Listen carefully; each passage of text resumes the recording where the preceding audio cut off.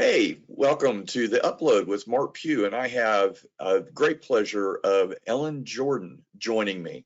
She and I have known each other for many years, passed each other in the hallways at conferences and interestingly in airports, and gotten to know each other through that. But last June, we had a conversation at a conference we were both attending that opened my eyes to a story well beyond a friend and a vendor partner. So Ellen, why don't you introduce yourself to everybody and we'll kind of dive into that interesting conversation that we had. Great, Mark. Thanks so much for having me be part of this. This is very exciting. My name is Ellen Jordan. I am the National Work Comp Account Manager at Amplifone Hearing Healthcare. And as you said, we had the pleasure of really connecting outside of airport gates at a conference last May. So thank you for listening to my story and wanting to talk more about it. Yeah, I made notes, and it took me a while to get back to you, obviously, but I took notes, and amazingly, the notes were accurate. And it was a story of an injured worker that happened to be your husband, and how you had to be an advocate for him. And oftentimes we don't hear often from injured workers and really kind of their experience in the workers' compensation system, especially for someone who knows the workers' compensation system and is a part of the work comp industry. So if you can give it a little background on what happened to your husband and kind of the process that you went through in helping him during the acute phase of the injury, and then we'll kind of dive into a little bit more detail as as how that story unfolded. Great. I would love to tell the story. So my husband was involved in an explosion. So he was properly servicing a pneumatic tank about 6 feet, pneumatic being air and water, and it exploded at the seams, threw him 25 feet in the air and 30 feet back. So obviously everybody came running when they heard the explosion as coworkers. They called 911. They had a tough time getting him to the appropriate hospital because they were concerned it was definitely a trauma case. So here in the county that we work and live in, he needed to go to a trauma hospital. So went to a trauma hospital, had surgery that evening, and kind of went through the whole process of getting his leg repaired. So it blew his leg open, his upper leg. Knock on wood, I sit here, I'm knocking on wood. He did not lose his leg. It was a surgery that included, getting all the debris out and closing his leg back up with about 52 pretty large staples. So that's kind of how the accident occurred. Again, he had a phenomenal doctor, worked through the hospital in the trauma unit, and it was very challenging being there and kind of not having that support system because everything happened so rapidly. So in a nutshell, that's how the accident occurred. Significant injury, obviously. I think you mentioned that his artery had been compromised, and so there was certainly danger of beyond just the loss of a limb, but potentially the loss of a life if things hadn't gone well. But you mentioned on the first report of injury that was filed as part of the work comp claim, it said hurt leg. Sure doesn't sound like there was a sense of urgency or really the understanding of the scope of the injury to that initial claim from work comp standpoint. Explain how we got from almost losing your leg, maybe even losing your life, all these different things, 52 stitches, et cetera, to a quote unquote hurt leg. Mark, you bring up a great point. The initial report that was done by a supervisor clearly said, and I actually got the chance to see the report after the fact, and it said cut leg, period. Cut leg.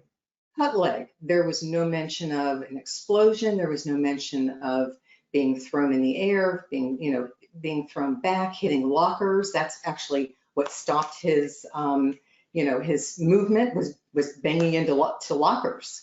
So there was no mention of any of it. Therefore, once that report made its way up to risk management, they're thinking this is just a basic injury. We got a cut leg situation. So on the back end, the results of that injury report stating that really kind of meant I was on my own.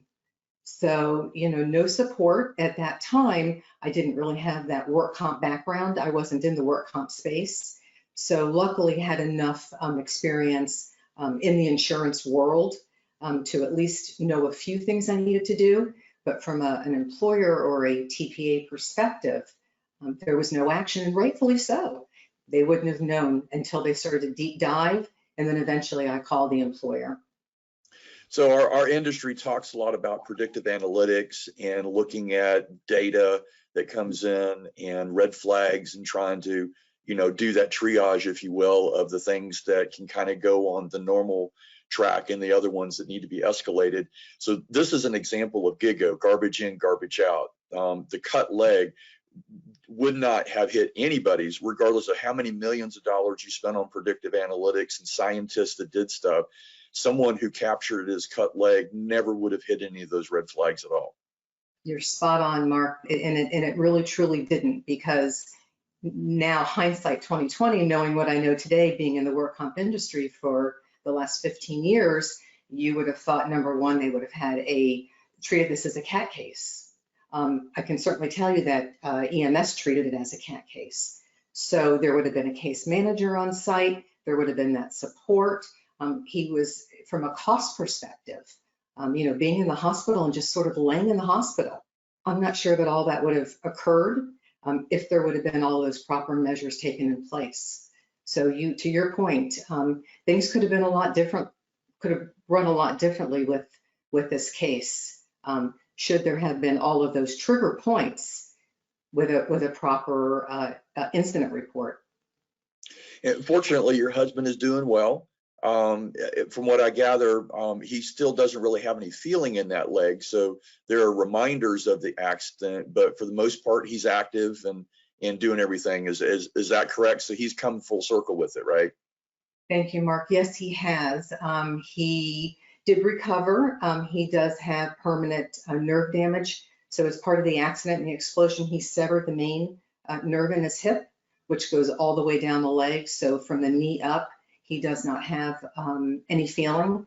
It did actually affect the other leg too. So I guess when you compromise one, it does affect the other. So he was bound and determined to go back to work. So all he wanted in his life was normalcy. So I went to every doctor's appointment with him, and one appointment I actually didn't make. It was time for me to go back to my normal, work and travel. And he talked the doc into letting him back to work, modified. So again, knock on wood, he's got great coworkers that helped do the things that he physically couldn't do. So we, dealt with a pretty significant impairment rating, but he did go back to work and was just as happy as can be to have his life back to somewhat normalcy. Gotcha. So, one advantage that he had was you, because you were able to kind of put everything aside and be that caregiver. And you mentioned both in our conversation last year as well as just now, how you went to doctor's visits, how you were really, really engaged. And to some degree, you were the one that pushed it forward and helped the work comp payer and the work comp system understand this was much beyond a cut leg. Tell me how that was as a spouse who's dealing with an acute injury. You didn't know what the outcome was going to be at that time. You probably felt unsupported by the work comp system because, to beat the dead horse, it was a cut leg. Nobody really understood from a comp standpoint. So tell us what's going through your mind as a spouse, as a caregiver, on the front line, put your life on hold, in relation to that. Tell us what that was like going through trying to beat into the system's consciousness that this is much beyond a cut leg and truly a catastrophic claim. To your point, initially, I wasn't sure whether he was going to lose his leg or not. So that, of course, was a very traumatic thing. I think being able to have that support from a nurse case manager would have really, really been helpful, kind of just to help walk me through it.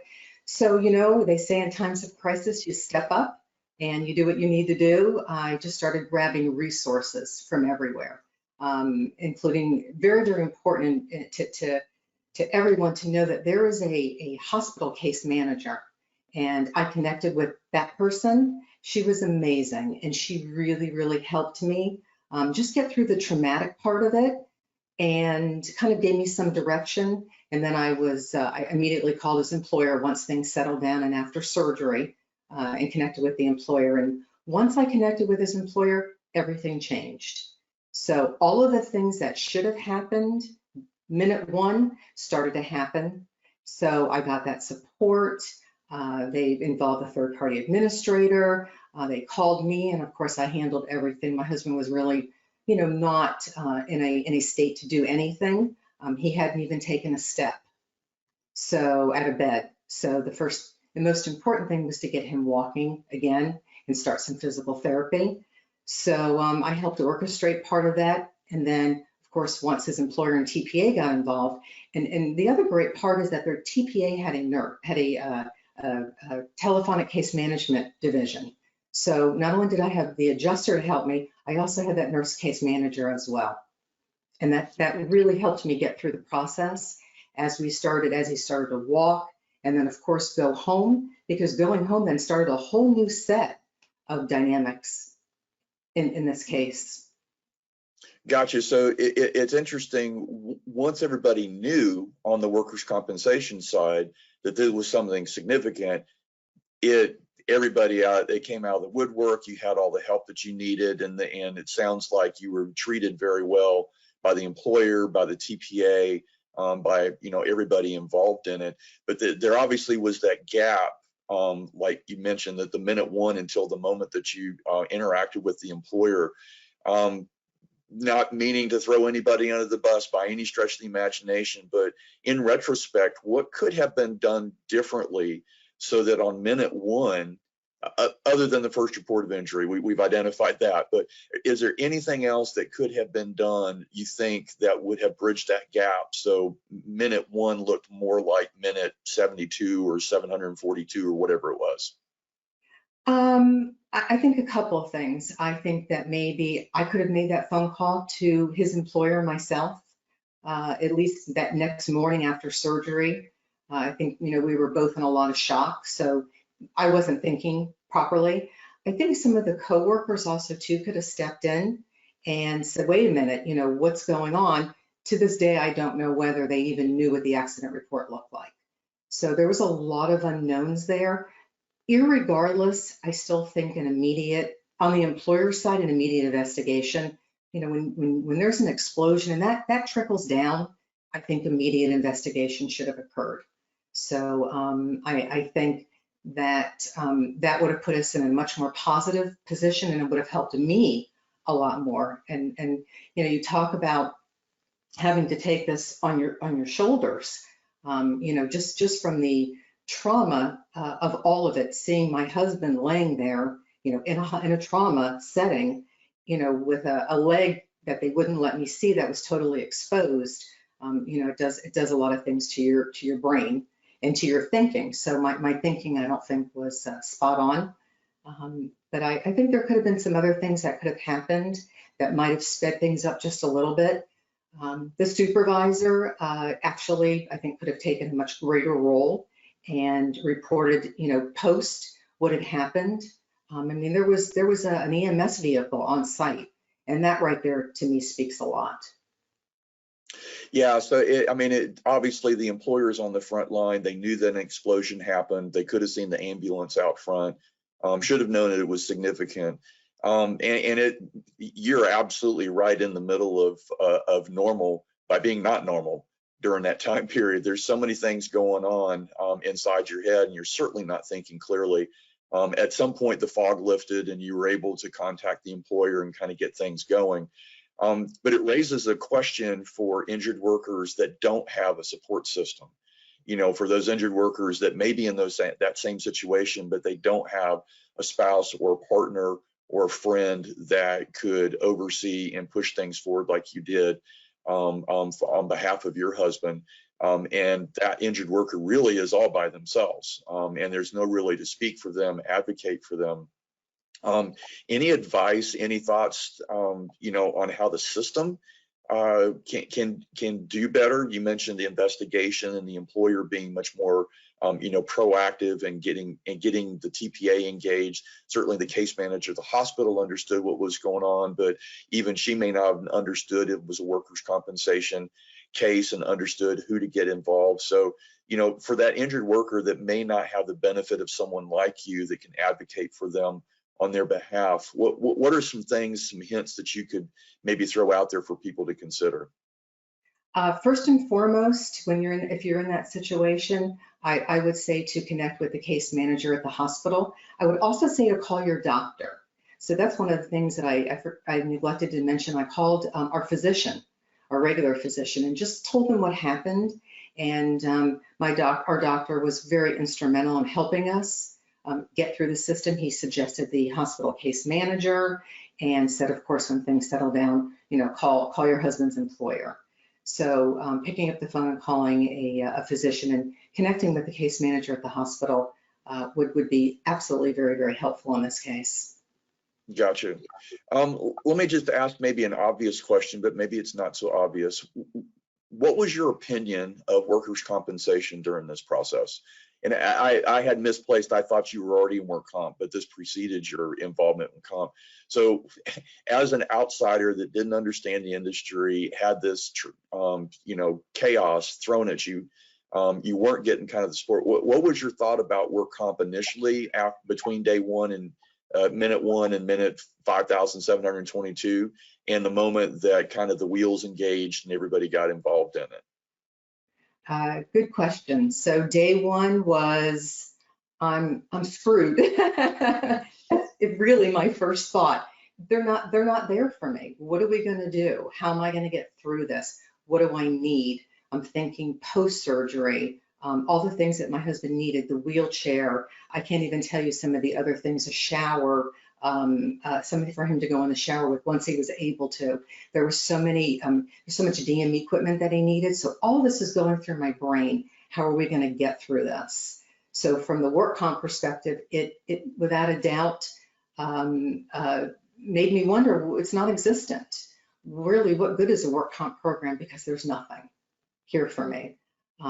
Post, obviously, once the validity of the accident was out there and everything started to happen, things were moving like this. So once I took my husband home, all those things that he needed, and he needed a lot. He was bedridden for 2 weeks.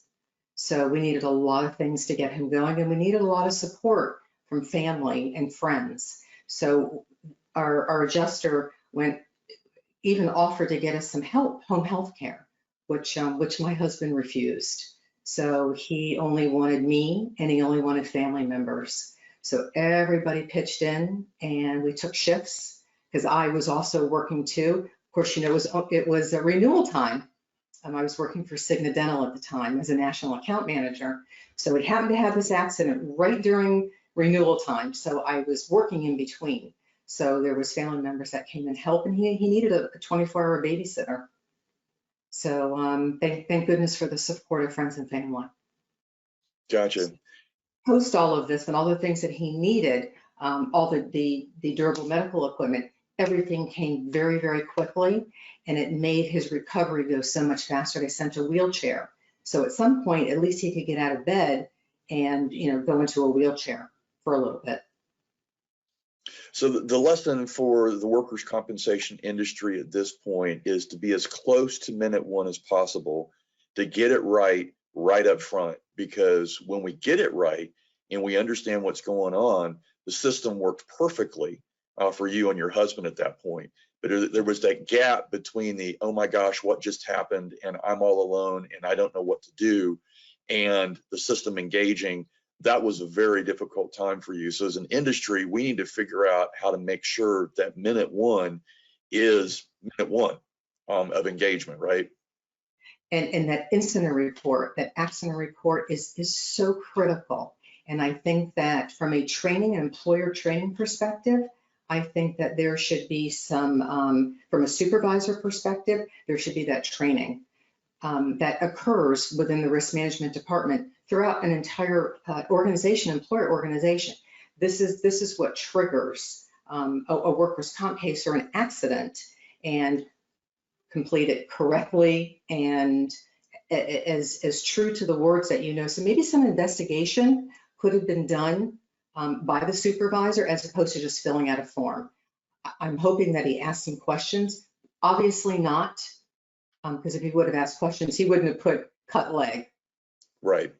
So I think if we can capture it from the incident report, then in an investigation, I think that will trigger everything, and then the appropriate action will be taken. So really what I'm trying to say are words matter in the incident report.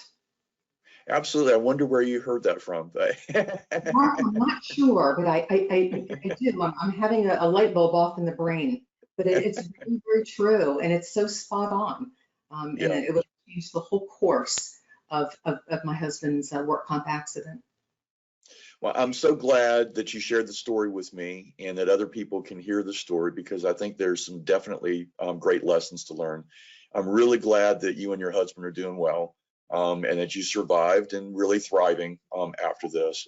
And, you know, I've always enjoyed our time together, but now, you know, it's interesting to see people in 3D and understand a little bit more than just the business card or the passing conversation at airport concourse. And I think when people see Ellen Jordan now, they're going to get a bigger picture of who you are and the support that you gave your husband. And just want to thank you so much for sharing your story, but even more importantly, for being there for your husband at a very critical time and not taking no for an answer until you got the system engaged so that he could get the help he deserved. Mark, I appreciate it so much. Thank you for letting me tell the story. And what's so exciting for me is that that's what brought me into the work comp space. I wanted to make a difference. I wanted to make sure that from all perspectives that I could have some impact. So, you know, some things that are not so positive in life kind of turn out to be that way. So here I am in the work comp industry and not going anywhere. Great. Well, I'm counting on that for sure. And once we all are able to exit our caves and go back out to kind of the new normal, I look forward to seeing you again in person at a conference at some point in the future. I the same. Thank you so much again, Mark. Be safe. Thanks, you too, Alan. Take care. Bye-bye.